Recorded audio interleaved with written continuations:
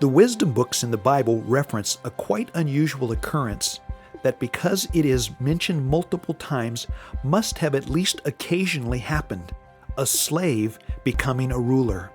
Here are the three references. Under 3 things the earth quakes, and under 4 it cannot bear up. Under a slave when he becomes king.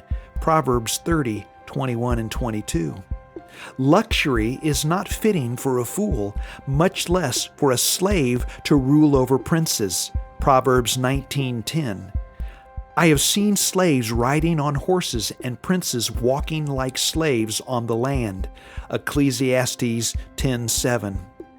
All 3 of these passages suggest this picture of a slave becoming the ruler due to some strange, twisted irony as being completely wrong and even dangerous.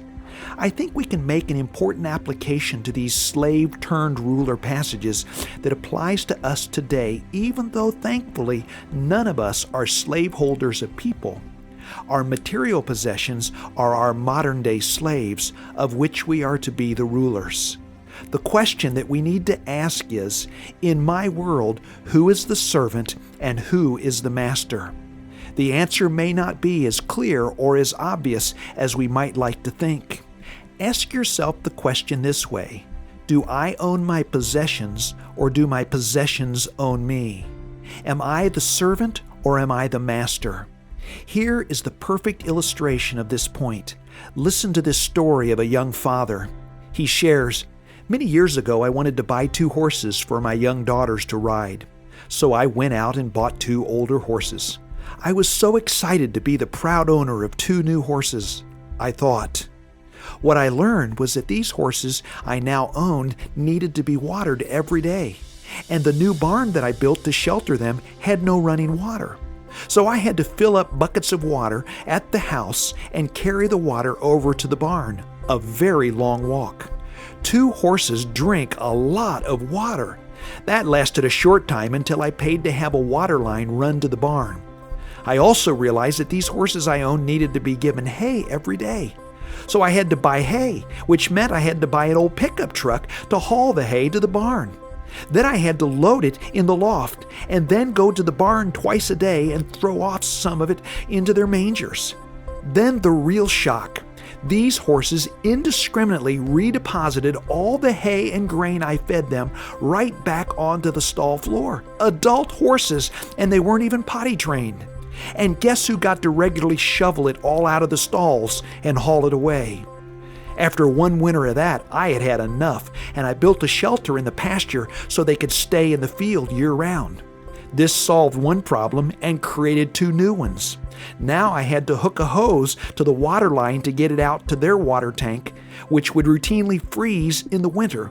So I would have to go out with my crowbar each day and break the ice so the horses could drink. I finally spent more money to run electricity out to the shelter to put a heater in the tank so it wouldn't freeze. I still had to take the hose back to the house after each fill-up to keep it from freezing and breaking. I also had to now haul the hay from the barn loft out to the field. Admittedly, he said, I'm a little slow, but one day it hit me. I didn't own these horses owned me. I had become their servant, and they had become my master. The country song says it best. I know what I was feeling, but what was I thinking? You may laugh at his youthful ignorance, but I fear that all of us may be guilty to one degree or another of the same folly. We think we are accumulating servants, only to discover that these servants often end up becoming our masters. The more we accumulate, the more our lives are consumed with taking care of our servants. Cars, houses, clothes, toys, investments, businesses, take your pick. Let me ask you, do you really own them, or do they, in fact, own you? A businessman admitted, there are times I must honestly confess, I feel more like my business owns me than that I own my business. I work endless hours for it, caring for it, managing it, paying attention to every detail of it, making sure it is healthy and growing, nursing it when it is sick. I also need to care for my employees. And as every businessman learns sooner or later, when things get tight, the employees get paid before the owner does. Tell me again, who is the owner and who's the servant? Know this, there is not any kind of asset that, if left unattended, will not eventually end up becoming a costly liability. Don't service your car and see what happens. Your house is constantly in need of your attention and your money to keep it from falling down around you. Your clothes don't wash, iron, and hang themselves up. Even your children and your spouse, if you do not invest huge amounts of everything into them, will eventually become a major liability to you. One of the greatest delusions we often fall prey to is the folly of thinking that the wealthier we can become materially, the more freedom we will have. But the fact is, it is not at all that black and white. In many cases, just the opposite will be true. Often, the wealthier a person becomes, the more enslaved he is to caring for and attending to all his servants, and the less flexibility and freedom he actually has, emotionally, spiritually, and physically, for really important pursuits and priorities of life.